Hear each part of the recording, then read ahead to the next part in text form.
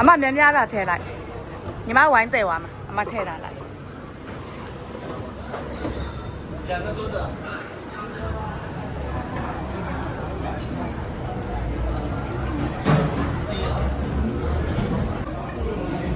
ဒီလိုလူနေတော့မှနည်းနည်းရသေးတယ်မဟုတ်ရင်ညနေပိုင်းဆိုရမှာ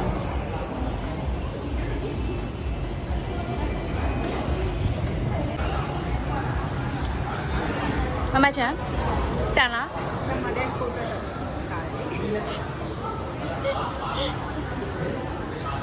ဒီမှာလိုင်းမှာနာမည်ကြီးနေတဲ့ဟာကိုလာစားကြပါတယ်ဒီမှာဟိုစီးပူမစားရင်တော့တိတ်မတောင်အသားတွေကတိတ်မှမဆုံးအဲ့လိုခဏတော့သေးတယ်ဒါပေမဲ့ okay ပါတယ်ပဇွန်တော့ကြီးတယ်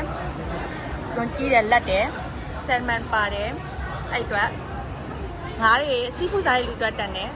အသားစားရဲ့လူတွေမတက်ပါဘူး